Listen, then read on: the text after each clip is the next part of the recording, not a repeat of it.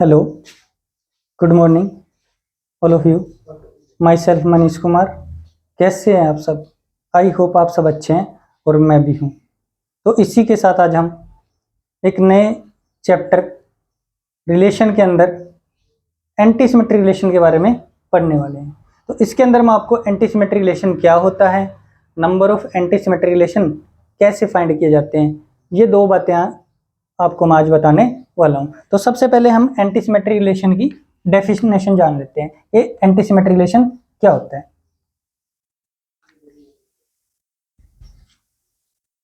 Late R is a relation which is defined from set A to A। ठीक है, तो anti symmetry relation क्या होगा कि हम यहां से सेट A से दो एलिमेंट उठाएंगे, ए बी दो एलिमेंट हमने सेट U से उठा लिए। ओके, तो इफ ए बी आर के अंदर है एंड बी ए आर के अंदर है, यानी कि ए बी और इसका उल्टा बी ए, अगर दोनों आर के अंदर हैं, देयर इंप्लाइज ए और बी को आपस में बराबर होना पड़ेगा। यानी कि अगर कोई ऑर्डर्ड पेयर ए बी की फॉर्म में है और उसका उल्टा बी ए उस रिलेशन आर के अंदर है, तो ए और बी दोनों तुम्हें बराबर होना पड़ेगा। अगर कोई रिलेशन ऐसी कंडीशन को फॉलो करता है तो उसको हम क्या बोलेंगे? एंटी सिमेट्री रिलेशन बोल दिया जाएगा। ठीक है, फॉर एग्जाम्पल एक सेट ए है हमारे पास में जिसके अंदर एलिमेंट है 1 2 3। ठीक है, मैं यहां से दो रिलेशन डिफाइन कर रहा हूं, एक R1 डिफाइन कर रहा हूं 1 1 2 2 1 2। ठीक है, एक R2 में रिलेशन डिफाइन कर रहा हूं 1 1 2 2 2 3 3 2। ये मैंने दो रिलेशन यहां से डिफाइन कर लिए। तो देखो अब यहां से ये क्या कहता है कि ए बी और उसका उल्टा होना चाहिए। तो 1 1 इसका उल्टा 1 1 है, इसके अंदर 1 और 1 बराबर है, क्या है? तो ये एंटी सिमेट्रिक रिलेशन बना देगा। दूसरा 2 2 इसका उल्टा करेंगे तो भी क्या आएगा? 2 2। तो क्या 2 और 2 आपस में इक्वल हैं? तो ये भी एंटी सिमेट्रिक रिलेशन के अंदर आ जाएगा। ए बी 1 2, क्या इसका 2 1 इसके अंदर है? भाई यही नहीं मिल रहे, दोनों मिल ही नहीं रहे, तो हम क्या कर देंगे? इसको पास कर देंगे। तो ये क्या बना देगा? एंटी सिमेट्रिक रिलेशन बना देगा। तो हम क्या कह देंगे कि R1 is anti symmetric relation, यानी कि R1 क्या हो जाएगा? एंटी सिमेट्रिक रिलेशन हो जाएगा। अब R2 देखो 1 1 इसका उल्टा 1 1 है 1 और 1 बराबर है, एंटी सिमेट्रिक बना देगा। 2 2 इसका उल्टा भी क्या आएगा? 2 2 2 और 2 आपस में बराबर है, तो ये क्या हो जाएगा? एंटी सिमेट्रिक रिलेशन बना देगा। 2 3 इसका उल्टा क्या? 3 2। क्या 2 और 3 आपस में इक्वल है? नहीं, 2 और 3 कभी भी आपस में इक्वल नहीं होते। तो ये क्या हो जाएगा? R2 is not anti symmetric.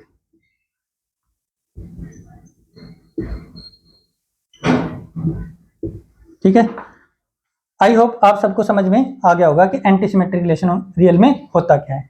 कि भाई अगर एक आर रिलेशन है सेट ए से ए के अंदर हम डिफाइन कर रहे हैं, दो एलिमेंट उठाएंगे, यदि दो पेयर ए बी और उसका उल्टा बी है, दोनों अगर आर के अंदर, तो ए और बी को बराबर होना चाहिए।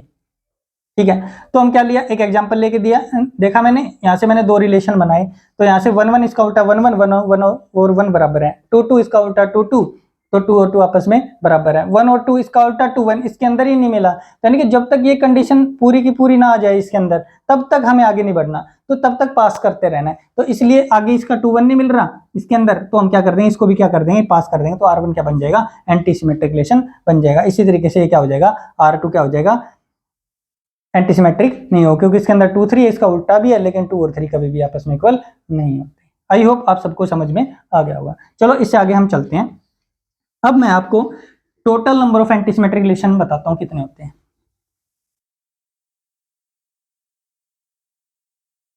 हम यहां से फाइंड करेंगे कि total number of anti symmetric relation कितने होते हैं।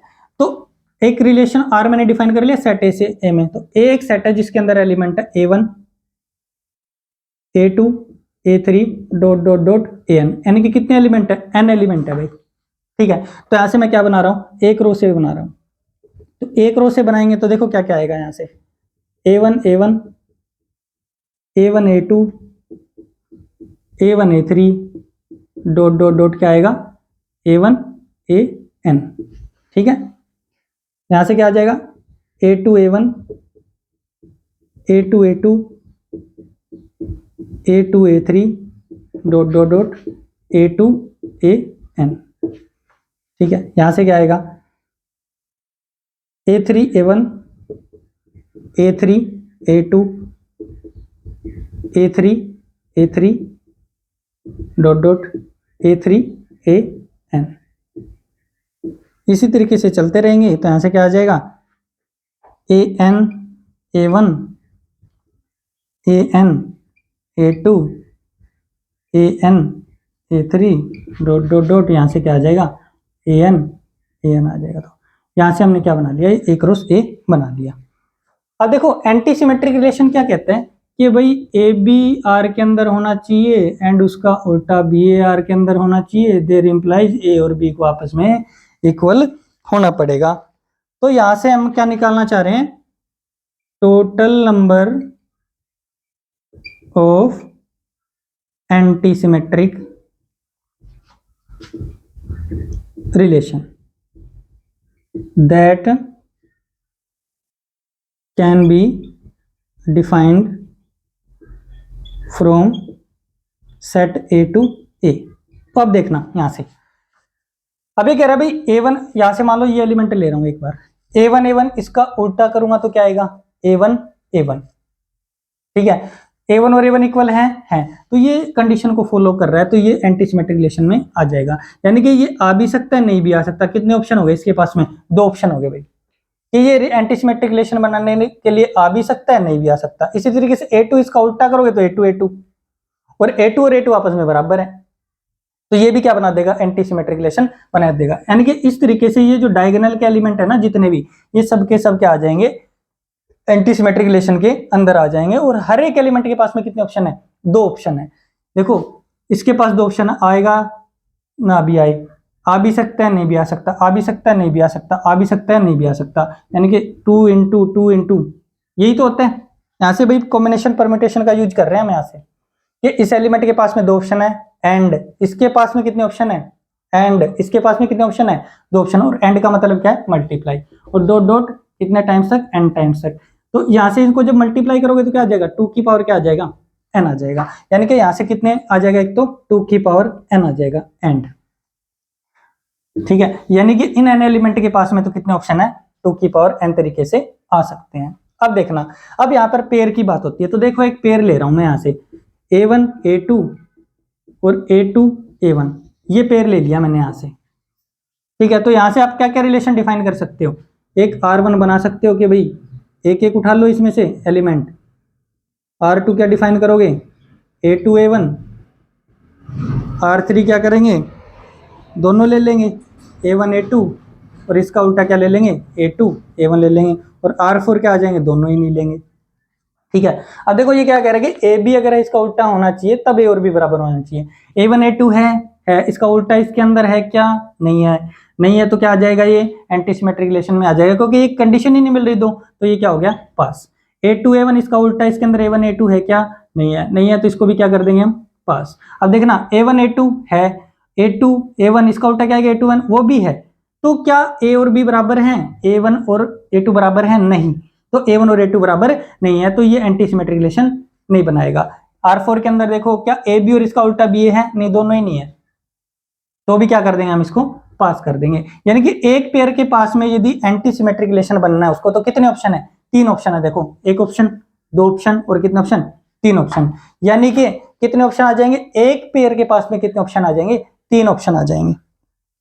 ओके, तो अब देखो यहां से टोटल पेयर कितने आ जाएंगे, आप देखना टोटल नंबर ऑफ एलिमेंट तो कितने थे, n²। इसके अंदर टोटल एक रो से के अंदर कितने एलिमेंट थे, n² एलिमेंट थे। इसमें से n एलिमेंट के बारे में तो हमने देख ही लिया, तो इसमें से क्या कर देंगे, n एलिमेंट को क्या कर देंगे, हटा देंगे। और अगर अब देखो पेयर बनाने हैं तो क्या करेंगे, 2 से डिवाइड कर देते हैं, तो 2 से क्या आ जाएगा, डिवाइड।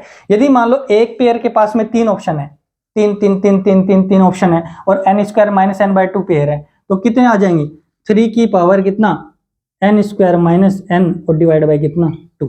ये हमारा क्या आ जाएगा, total number of anti symmetric relation, यानी कि 2 की पावर n इंटू 3 की पावर n² - n/2, यानी कि एक रिलेशन आर के अंदर मान लो अगर वो डिफाइन है A2 है तो उसके अंदर कितने एंटी सिमेट्रिक रिलेशन होंगे 2 की पावर n इंटू 3 की power n square minus n/2।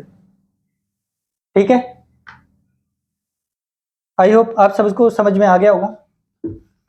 तो मैं एक एग्जांपल ले रहा हूँ, एक एग्जांपल से और बता देता हूँ कि भाई कैसे निकालेंगे। अब मान लेते हैं एक सेट A है, उसके अंदर कितने एलिमेंट है 3, और वो जो रिलेशन R जो डिफाइन कर रखा है A से A में है, तो ये कह रहा है कि total number of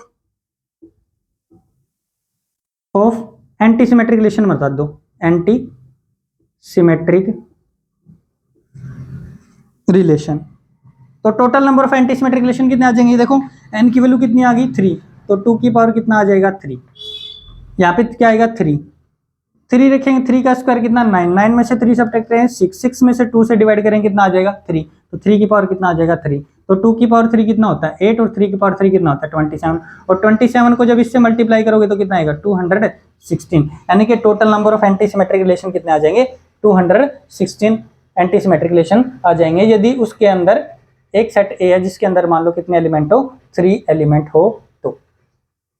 okay student, I hope आप सबको ये समझ में आ गया होगा। अगर आपको ये समझ में आ गया है तो अब हम इससे अगले टाइप के बारे में चर्चा करेंगे अब।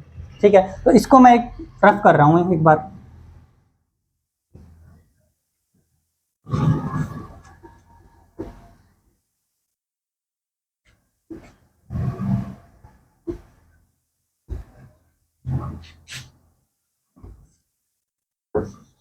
चेंज कर रहा हूं यहां से मैं टॉपिक का नेम। अब मैं सेकंड नंबर पे आपको बताने वाला हूं एसिमेट्रिक रिलेशन, कि भाई एसिमेट्रिक रिलेशन क्या होता है। तो एसिमेट्रिक रिलेशन की पहले तो हम क्या करते हैं डेफिनेशन जानेंगे, भाई एसिमेट्रिक रिलेशन क्या होता है। तो एसिमेट्रिक रिलेशन में हम क्या करेंगे, दो एलिमेंट सेट से लेंगे, ए बी दो एलिमेंट है सेट ए से, ठीक है, दो एलिमेंट हमने ले लिए। तो एसिमेट्रिक रिलेशन क्या कहता है कि if A B belongs to R there implies B A does not belongs to R, यानी कि क्या हुआ कि यदि ए बी रिलेशन के अंदर है तो उसका उल्टा रिलेशन के अंदर नहीं होना चाहिए।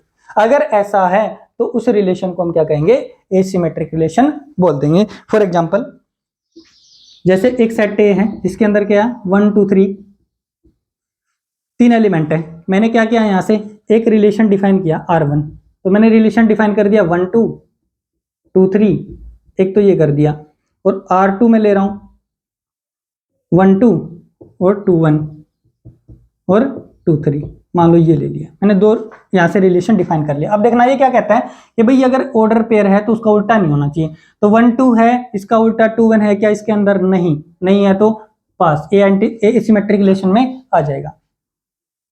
2 3 इसका उल्टा क्या आएगा 3 2, क्या इसके अंदर है, नहीं है, तो नहीं है तो क्या आ जाएगा एसिमेट्रिक रिलेशन, यानी कि R1 इज एसिमेट्रिक रिलेशन।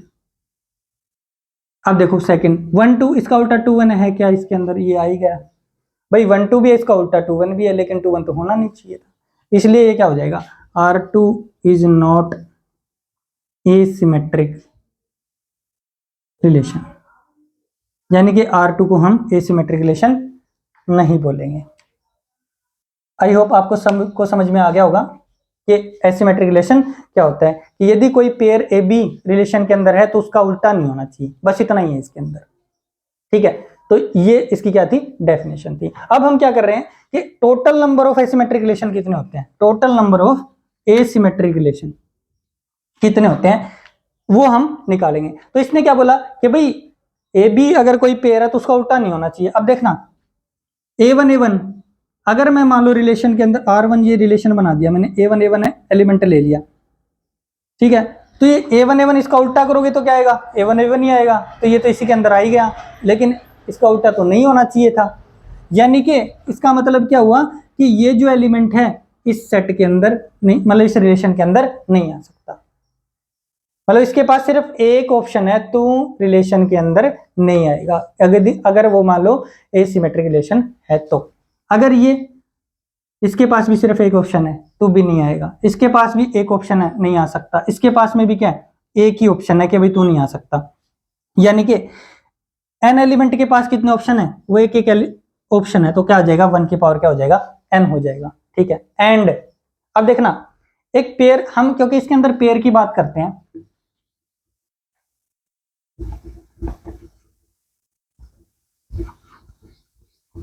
एक पेयर उठा लिया मैंने, जैसे यहां से a1 a2 और a2 a1, ये पेयर ले लिया मैंने, ठीक है। तो ये पेयर ले लिया, तो हम इसके अंदर कितने रिलेशन डिफाइन कर सकते हैं, मान लो R1, भाई पहले एक एक एलिमेंट उठा लो, A1 A2, ठीक है, R2 A2 A1, एक एक उठा लिया, फिर दो दो उठा लो, A1 A2 A2 A1, दो दो उठा लिए, फिर R4 एक भी नहीं उठाया। अब देखना इसने क्या कहा था कि भाई अगर ए बी आर के अंदर है तो इसका उल्टा बी ए आर के अंदर नहीं होना चाहिए, does not belongs to R. तो देखो यहां से A1 A2, इसका उल्टा A2 A1 इसके अंदर है क्या, नहीं है, तो ये क्या हो जाएगा एसिमेट्रिक रिलेशन हो जाएगा। A2 A1, इसका उल्टा A1 A2 इसके अंदर है क्या, नहीं, नहीं है, तो ये भी क्या हो जाएगा एसिमेट्रिक रिलेशन हो जाएगा। R3 A1 A2, इसका उल्टा A2 A1 इसके आगे अंदर आ गया, भाई तू तो नहीं होना चाहिए था, तो ये तो इसके अंदर आ गया, तो ये एसिमेट्रिक रिलेशन नहीं है। अब इसके अंदर तो पेयर ही नहीं है, तो इसको भी क्या कर देंगे पास, तो ये भी क्या आ जाएगा एसिमेट्रिक रिलेशन के अंदर आ जाएगा। तो इस तरीके से देखो एक पेयर जब मैं ले रहा हूं तो कितने ऑप्शन है एक पेयर के पास में, ये आ सकता है, ये आ सकता है, ये आ सकता है, मतलब एक पेयर के पास में कितने ऑप्शन है, 3 ऑप्शन है। तो अब देखो पेयर कितने होंगे इसके अंदर, भाई टोटल पेयर कितने आ जाएंगे, टोटल नंबर ऑफ एलिमेंट तो इसमें कितने थे n², इसमें से n एलिमेंट के बारे में तो हम पढ़ चुके कि भाई इनके पास के तो सबके पास में एक एक ऑप्शन है, एंड बाकी हुए बचे एलिमेंट के पास में कितने ऑप्शन है वही हम देख रहे हैं। तो भाई एक पेयर की बात करिए तो पेयर बनाने तो क्या हो जाएगा, डिवाइड बाई क्या हो जाएगा 2, ये टोटल नंबर ऑफ क्या आगे पेयर आगे जो बाकी के बचे हुए हैं। अब एक पेयर के पास में कितने ऑप्शन है, 3 ऑप्शन है, तो हमारे पास में पेयर कितने हैं n² - n/2, तो यहां से कितना आ जाएगा total number of asymmetric relation क्या आ जाएगा n² - n/ क्या आ जाएगा 2 आ जाएगा, ठीक है। क्योंकि एक पेयर जो है उसके पास में 3 ऑप्शन है, तो हर एक पेयर के पास में यदि 3 3 3 3 3 3 यदि ऑप्शन है तो हमारे पास में पेयर कितने हैं n² - n/2, तो हम क्या कर देंगे 3 की पावर में कर देंगे, जैसे करते हो ना आप 2 × 2 × 2 करते हो, तो भाई कितने, भाई 2 2 सेम है, तो क्या आ जाएगा कितने टाइम्स है 3 टाइम्स, तो क्या कर देते हो पावर 3। ऐसे ही 3 3 3 मल्टीप्लाई में कितने टाइम्स n² - n/2, तो क्या कर देंगे 3 की पावर हम क्या कर देंगे n कर देंगे, तो यहाँ से ये 3 की पावर क्या कर देंगे n² - n/2, यानी कि ये क्या आ जाएंगे total number of asymmetric relation आ जाएंगे। आई होप आप समझ गए होंगे कि एसिमेट्रिक रिलेशन क्या होता है और total number of asymmetric relation कितने होते हैं, आप ये समझ गए होंगे। अब मैं इसको एक एग्जांपल के साथ आपको समझा देता हूं।